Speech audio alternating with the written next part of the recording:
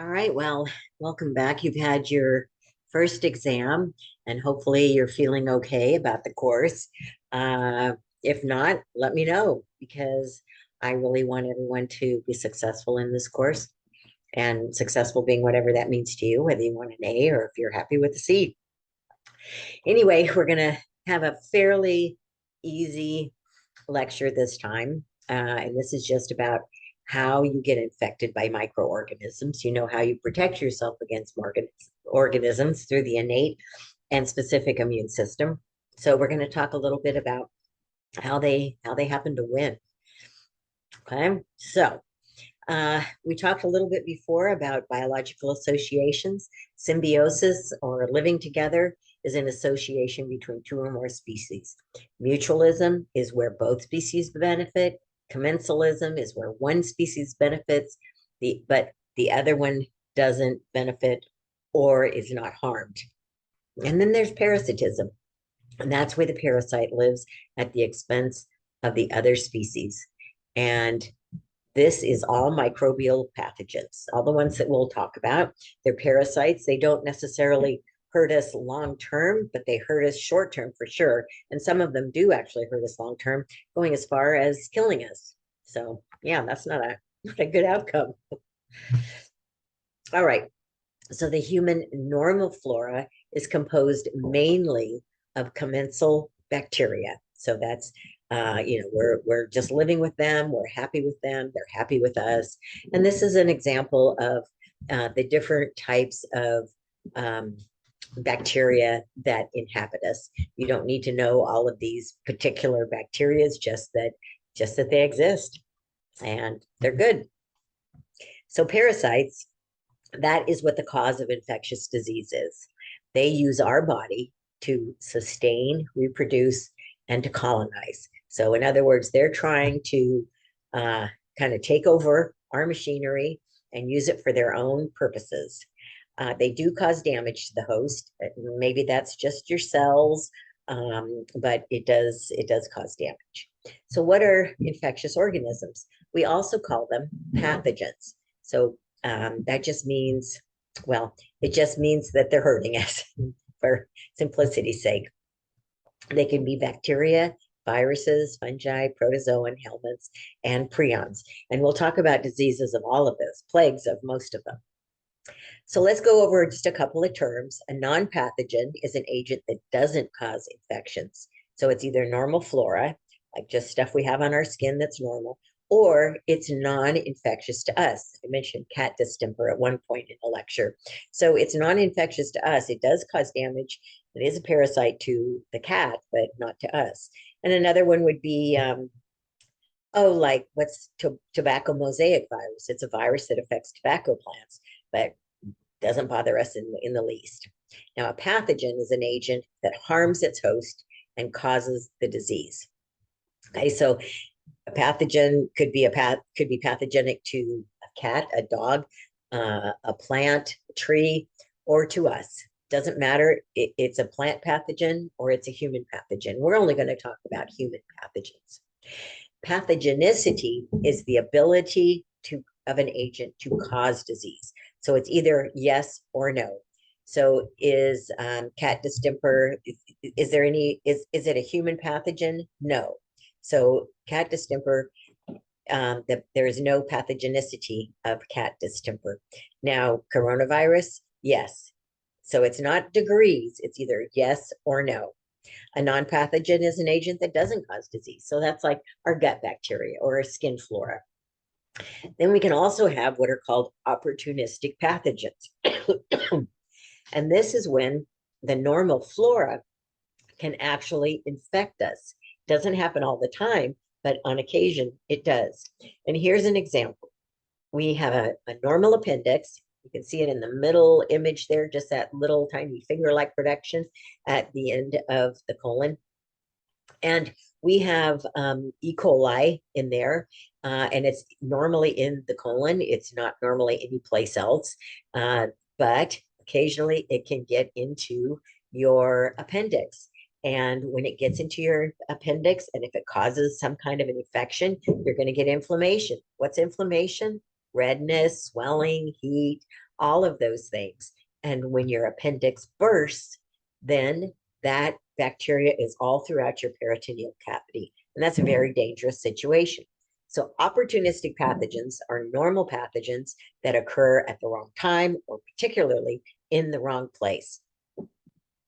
All right, so virulence is another term, and this is the degree to which a pathogen can cause a disease or the measure of its pathogenicity. So this is on a sliding scale where pathogenicity is either yes or no, it's a pathogen or it's not. Virulence is a continuum. So virulence is affected by several factors. One, how easy it is to invade the host and how sick it makes the host, how much damage or death it causes to the host.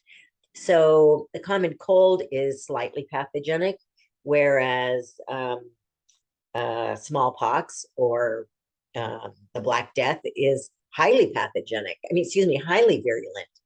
Okay, they're both pathogenic, but one causes a little bit of damage, a little bit of virulence, where the other is extremely virulent. Okay. So how can we get pathogens? We talked about all the ways where we try and protect from them, and those are the ways that they enter as well. So the inhalation, ingestion, direct contact, that's where we touch something called a fomite, and that can really be anything. That can be picking up your cell phone that's been sitting on the table and 500 people have coughed on it, or you put it on the table at Starbucks, and the waitress just wiped it with a very dirty cloth. So it's anything that can be contaminated with an infectious agent. Could be a bathroom door, it could be the kitchen counter, it could be the door to the refrigerator. At school, it could be the desk you just sat at, the pencil you borrowed from someone. So it's any kind of an object, and that's called a fomite. Or it could be via a vector. So a vector is an organism or an animal of some type that actually holds the disease, so to speak, but then transfers it to you. So a common vector is mosquitoes. So mosquitoes can carry diseases in their gut, and then when they bite us, then we can be infected with that disease. Malaria is an example of that, and we'll talk about malaria at length later on in the course. So what are some of the virulent factors? There's degrees of virulence, and that's kind of measuring the ability of the organism to cause an infection in you. So if an organism has motility or other ways in which to make contact with host cells, that's a positive in their corner. If they can adhere to host cells and resist physical removal, that's a positive thing in their favor. Do they have the ability to invade host cells? There's some cells or some pathogens that even though they're around, they have a very hard time getting into us. So that makes it difficult for them to be highly virulent. Do they have a good ability to compete for nutrients? When they're in our gut, for example, can they compete with all of those bacteria that are in our intestine? And do they have the ability to resist our innate immune defenses? Can they hide from those defenses? Or do they have the ability to evade our adaptive immune defenses? Organisms can have any and all of these characteristics. And the more that they have, and the better they are at using these, means the more sick we are, the more likely we are to become seriously ill and or die. So motility, bacteria, they have to find the right host cell before they adhere to them. So let's say you're in a pond and there's bacteria in there. There's always bacteria everywhere. So you're swimming and there is a human pathogen in there. Well, if they can swim around, they have a better chance of running into you. Then there's some bacteria who can use their flagella to move through mucus towards our epithelial cells to try and make it through our epithelium. Certain protozoans are able to enter our lymph and our blood vessels, and then they can spread to other body sites. They have a corkscrew shape, and if they have a corkscrew shape, sorry, I don't know why I can't say that. If they have a corkscrew shape, they can almost kind of enter through the cracks of our cells, between our cells, and they can use their motility to get in. So adhesions are things that allow pathogens to stick to our cell receptors. So what we're constantly trying to do is rid our body of any pathogens, and that means using cilia, using dead skin. We're trying to get rid of anything that's bad for us. But certain pathogens have figured out, okay, in order to get my way in, I've got to be able to stick. So they have developed over time different means of sticking to us, or to the cells that they're trying to enter.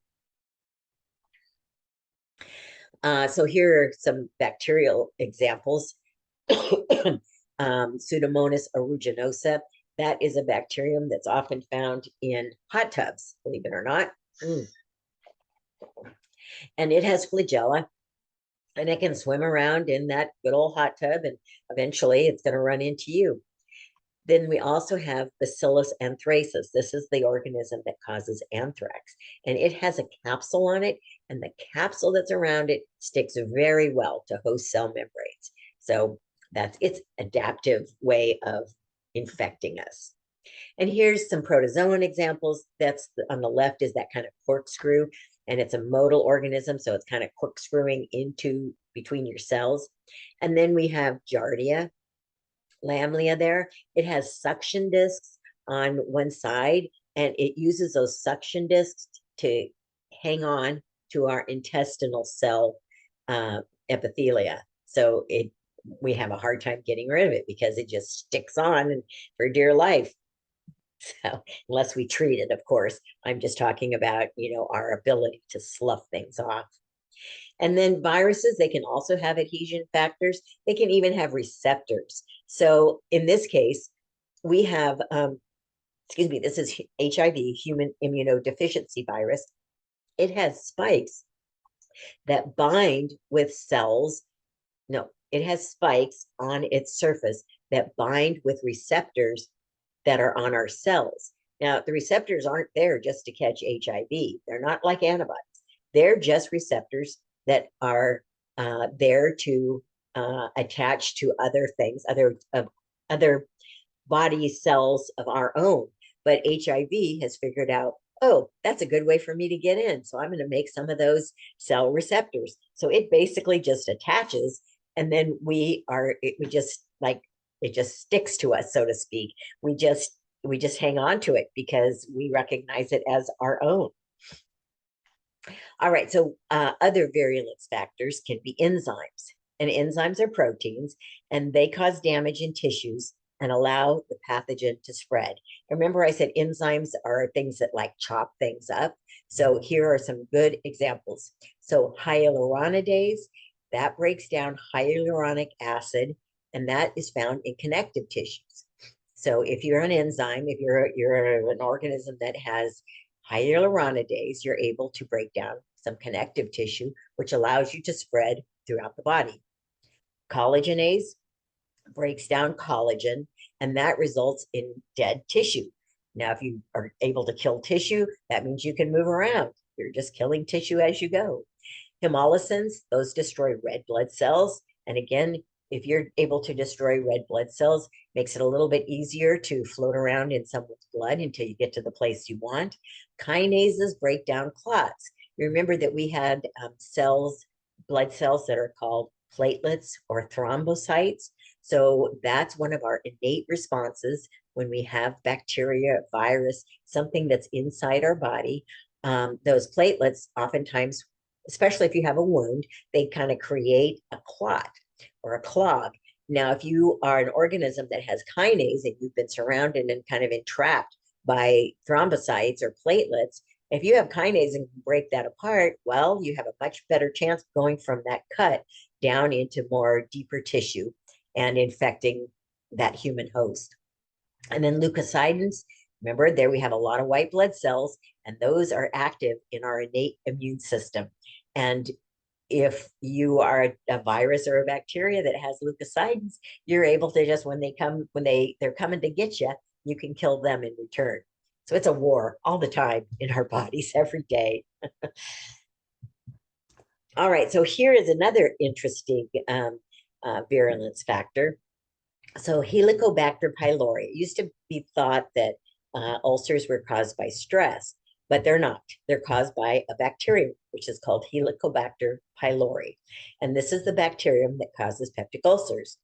And the way it works, most organisms don't survive in the gut, in the stomach, because of its high pH. But what this little stinker does is it secretes the enzyme urease.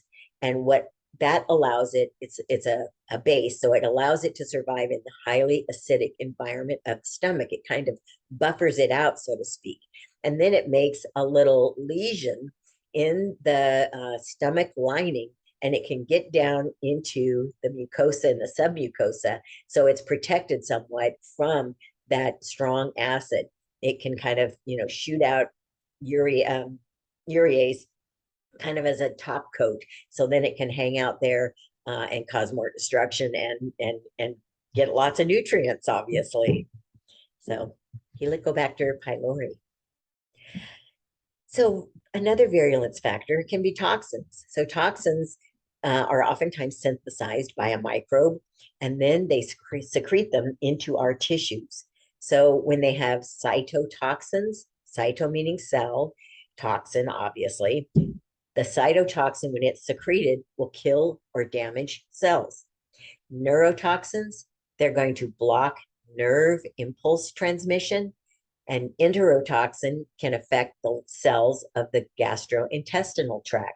Now, all of these can do great damage to us, even though they're coming from a small cell. If we have enough small cells in us, then they can do extraordinary damage. And I'll give you an example. Probably most of you have heard not to give honey to infants under a year old. And the reason for that is because honey has spores in it of it's called Clostridium botulinum, which makes a poison, a toxin, which is botulism toxin. That's what they inject in people. I should probably get some of that. They inject it so that your muscles are your basic, well, it's not your muscles, but the result is that your muscles are frozen, and then you can't squint your eyes, and so you can't make wrinkles. But the bad part for babies. So what botulinum toxin does is it travels along your nerves, and it prevents your nerves from sending signals to one another that say, move your arm. So like, here's my wrist. And if I, in my brain, I say, lift your fingers, I lift my fingers, right? Well, if you have botulinum toxin, it will affect those nerve endings between my my nerves. So when I say, raise your hand like that, it won't do it because those nerve endings are blocked. I say, raise my hand, raise my my wrist, raise my fingers, whatever, it's not going to move. And that's the case with babies. So what they have is what's called a flaccid paralysis. That means no muscle is able to move because the nerves that are controlling them are blocked. So nothing happens. Very sad.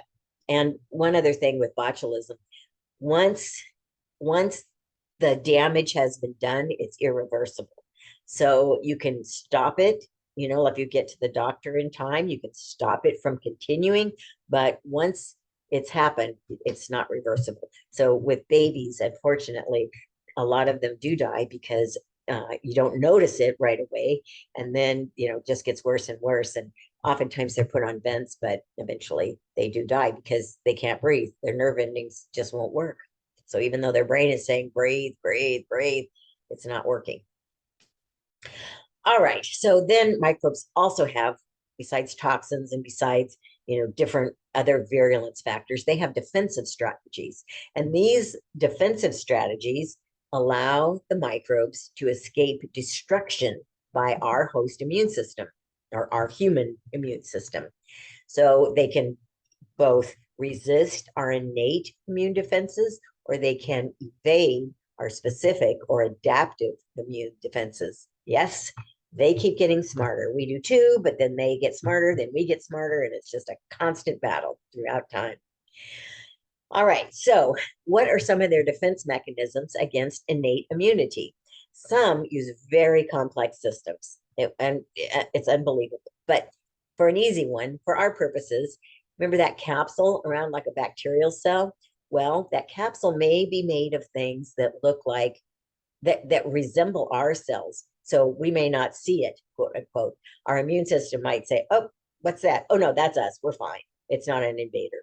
And so the capsule hides that pathogen. So then they also might produce a molecule that helps them to avoid phagocytosis. So they might produce a molecule that stops phagocytosis in its tract, or they might make molecules that stop the killing activity of the phagocyte, or they might alter their own antigen on their own cell wall or membrane so that they cannot be eaten or that our antibody doesn't see them. Tricky little devils. All right, virulence mechanism of non-bacterial pathogens. So remember that we have bacterial cells, which are prokaryotes, but the rest of the organisms we're talking about are either acellular or they are eukaryotic microbes. So helminth, protozoan, fungi, those are all eukaryotic. So they have a combination of strategies that are similar to ones that I just described for bacteria, the adhesions, the toxins, the varying of their antigens.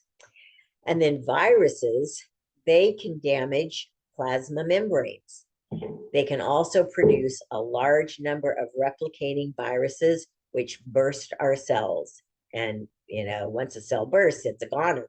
They can also inhibit the host cell metabolism. They take it over. I mean, I tell you, these things are like zombies.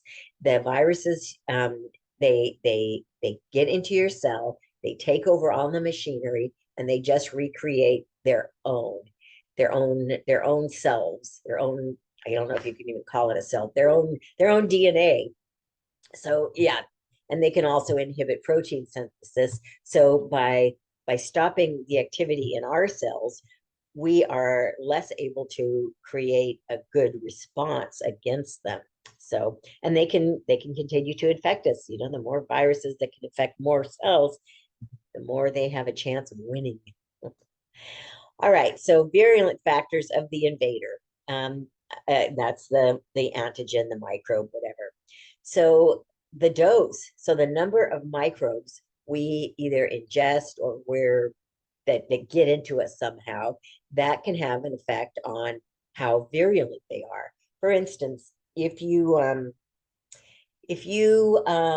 a bite of chicken, one bite of chicken, and there's one little salmonella bacteria on there, you're probably not going to get sick. However, if that chicken has been sitting out for a couple of hours and you take a bite, then you might be getting 50,000 salmonella bacteria.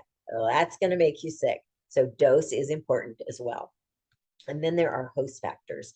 I mentioned that age, that could be a factor because our immune system kind of wanes as we get elderly. If you're pregnant, you automatically, excuse me, your body is already in a bit of an immunosuppressive state. You have a little foreign object growing inside you. So your body naturally reduces its immune response in correlation with your pregnancy. So you are likely to get more infections during your pregnancy. Not necessarily, but that is a possibility. Also, if you have poor nutrition, you have poor sleep habits, you drink a lot of alcohol, or you smoke, all of those things weaken your immune system.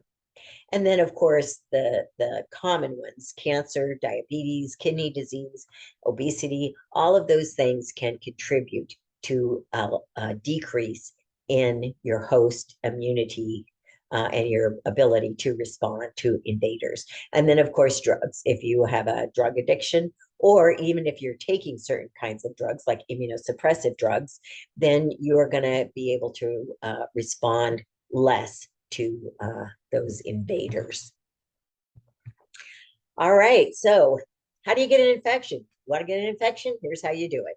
So first of all, you can get a break in your skin.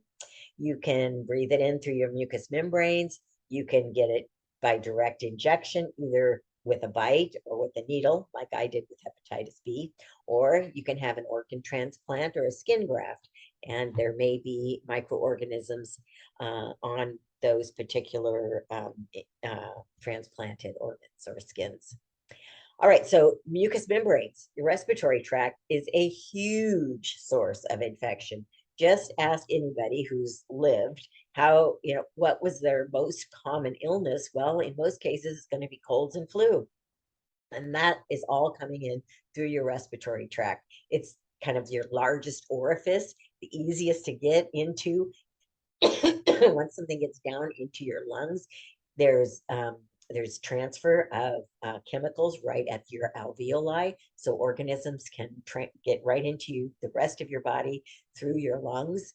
And so here's some examples of infections that get in through your mucous membranes: colds, flu, tuberculosis, smallpox, measles, and there are really a lot more that enter through your respiratory tract. And then I mentioned direct injection, as with a bite. You've heard of rabies, and that you get from a bite from an animal who has already been infected with rabies and has it in their saliva, or you can get it through a vector. And that's what I mentioned earlier. That's an insect or an animal that has that in their gut, and they transfer it to you. So we can get malaria, Zika, or dengue through the bite of an insect. All right, and I mentioned fomites. Fomites are an object that may be contaminated with an infectious agent such as bacteria or viruses, and they help to transmit those particular viruses or bacteria. And what are they? They're anything: countertops, handrails, doorknobs, mobile phones, clothing, dishes, things in a store touched by others, the bar top, grocery bags, countertop, the list goes on. I mean, just about anything that is touched by anybody is a fomite, or could be a fomite. So another way we can get an infection is called a nosocomial infection. And a nosocomial infection is an infection you get while you're in the hospital for another reason.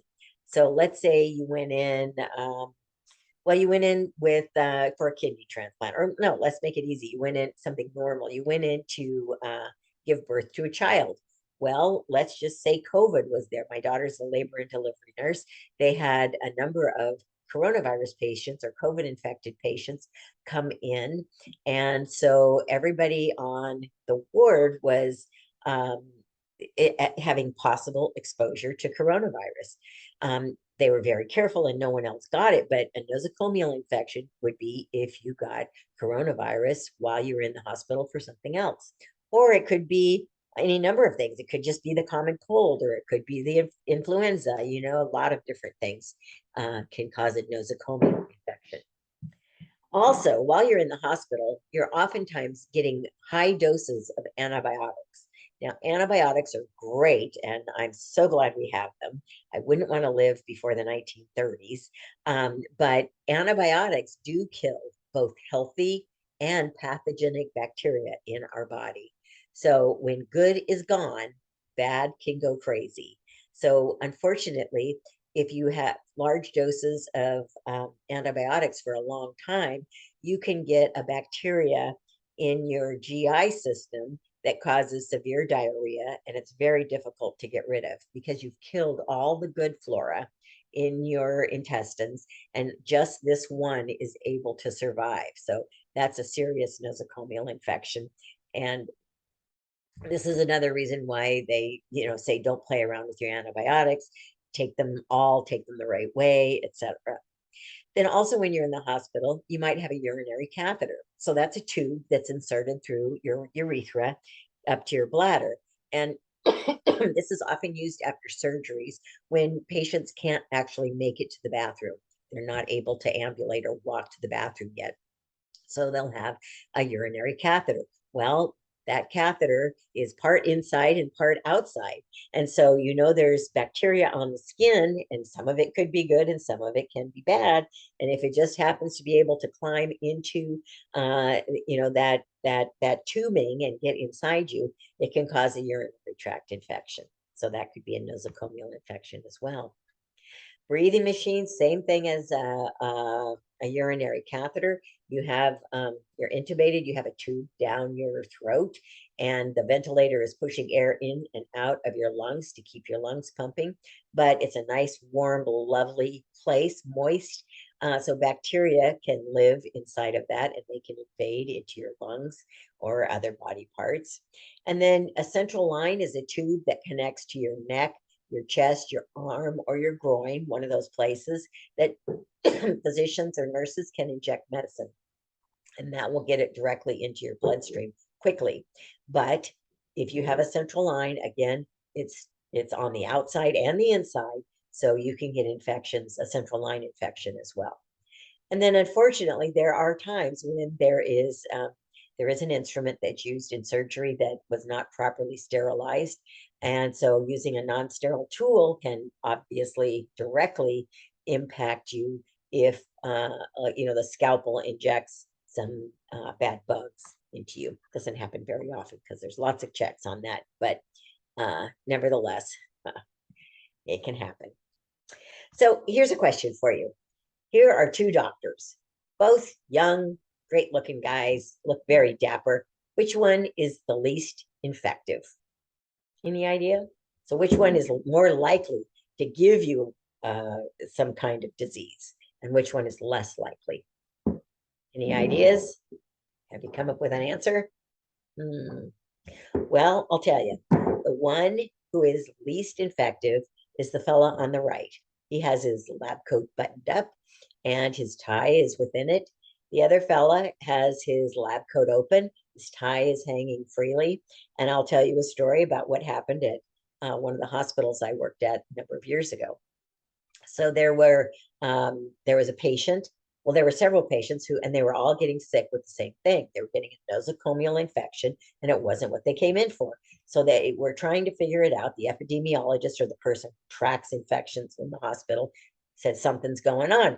And so they were stuck. They tried everything to figure out how this was going on. They were cleaning all the instruments. They were cleaning all the food and all the doorknobs and everything. Well, when the epidemiologist followed the doctors and nurses around, she saw the doctor with a lab coat open, leaning down and taking temperatures, or not temperatures, listening to hearts, using a stethoscope, taking pulses, talking to the patient, palpating their bellies, whatever. And the tie of that physician was touching the patient. Then he would go into the next room and he would do the same thing on another patient, and that same tie would touch the next patient. And so it was the tie that kept transferring the organism from patient to patient. So if your physician walks in and his lab coat is not buttoned up, ask him to do so, because that's just good health practice. I think most hospitals know this, and most physicians know this as well. The other way, it could be from a stethoscope. Stethoscopes are used, but most physicians are pretty good about cleaning those as well. All right, which of these docs, we don't want to be sexist here, so which of these docs is least infective? And I'll give you a hint, it has nothing to do with her lab coat. Any ideas? Her hair. So the same thing can happen with hair.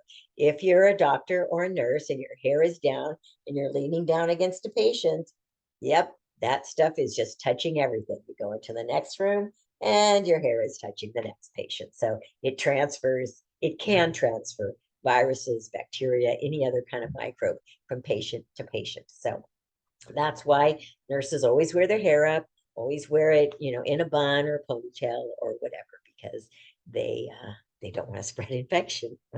You don't want to be the one to do it. All right, so this is just a couple of examples of bad practices.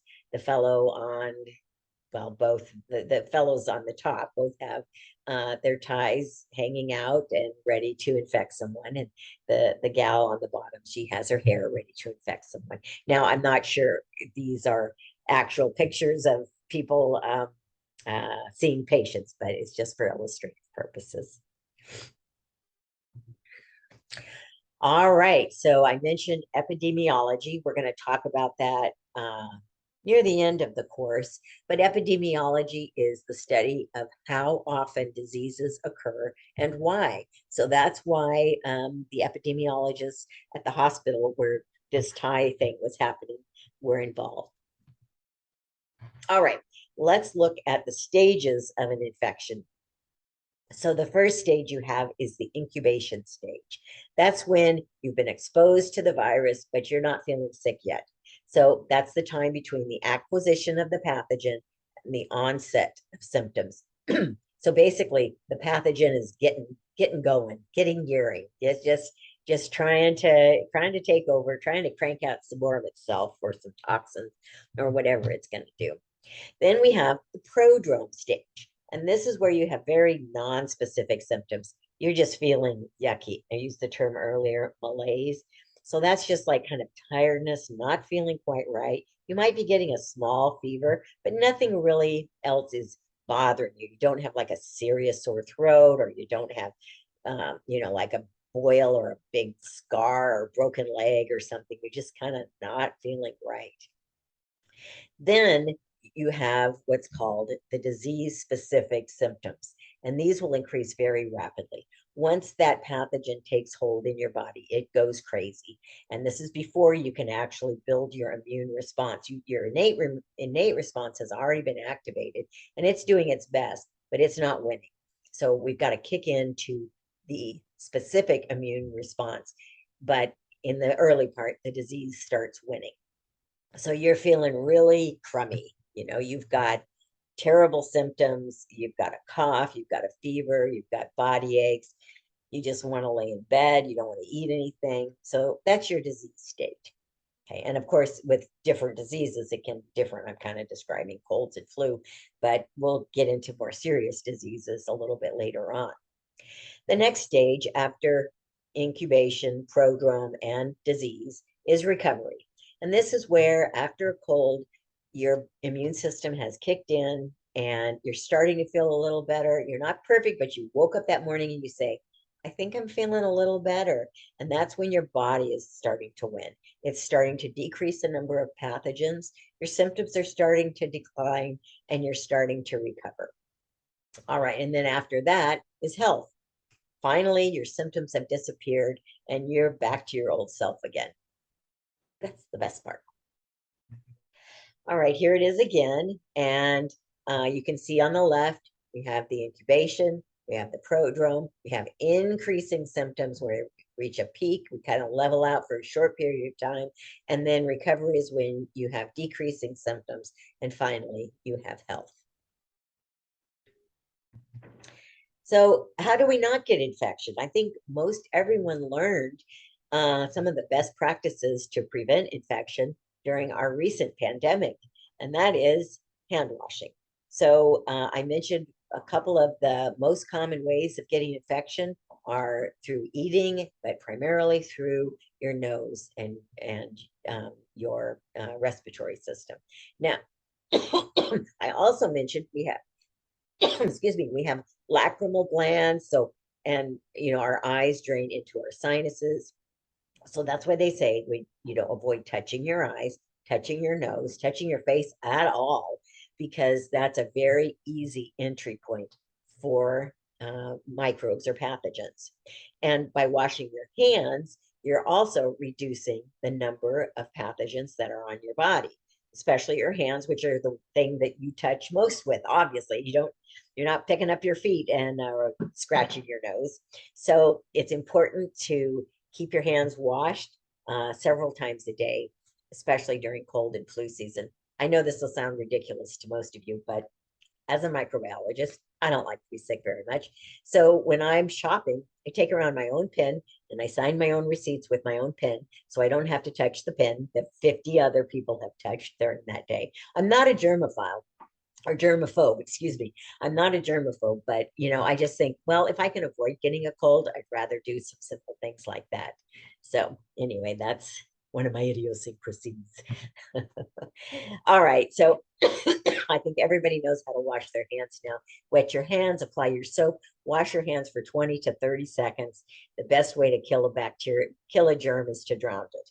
and you get it sloughed off your skin, and then it can't stick around on your skin and it can't get into any of your other orifices. Rinse well, dry your hands, turn the water off with a paper towel. That's when a lot of people forget. And also, if you're going to open the door, use a paper towel to open the door, because most people, especially during cold and flu season, they're not really being very conscious of what they're touching. So anyway, just some tips.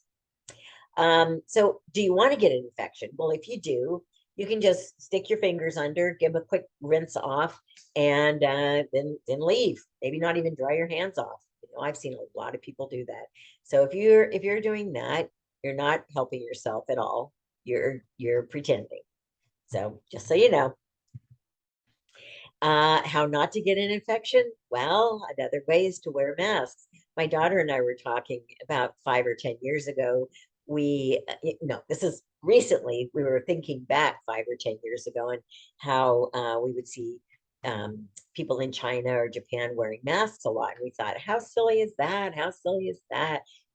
Golly. But now, during coronavirus, we were all wearing masks, and it was very important then because we did not want to get that infection, and we did not want to spread it to people who were immunosuppressed or more likely to get an infection. So here's some ways to get an infection. I'm telling you, I live in Arizona, and Arizona, it was not happy about masking. And so we would see all kinds of pretend masks. So the gaiter that is worn by a lot of people, that actually, the size of the holes that are there make it very easy for the virus to move in and out. And in fact, it actually creates more infection because the holes, if you have, you think of droplets from your mouth or whatever, they're a certain size. And if they're a big enough size, they just will drop to the ground. And I'm not talking raindrop size. I'm talking, like a tenth of the size of a raindrop. But if you have one of these masks on, when you're breathing or you're coughing, they break them down into teeny tiny little droplets, which will stay in the air longer, which means they're more infectious rather than wearing nothing at all. And then we have the bandana, which is, it's similar. The way to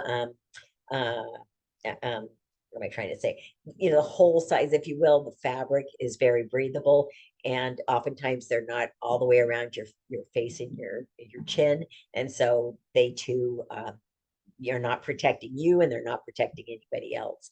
And then we had these kinds of things in Arizona where we'd have people who wear lace masks, which is basically just an in your face, okay, I'm wearing my mask, but I'm not really. And this kind of mask, I saw some of those where people are like, well, I'm covering my nose, it's there. Or people would wear their mask just over their mouth, even though they breathe in through their nose, they're covering their mouth, and they think, okay, well, I'm wearing a mask just because you said so, but I don't believe in it. Well, unfortunately, some of those people have gotten coronavirus, and some of them have died, and it's very tragic that they did not listen to the public health people when they were telling them to wear their masks. So what do we want to do? We want to prevent disease. And in order to do that, we've got to take some of those precautions. Even though they're uncomfortable and annoying, I like them just as little as everyone else. But if we want to prevent infections, we got to take care of ourselves. All right, that's it for now. Thank you very much for listening, and I'll see you next time.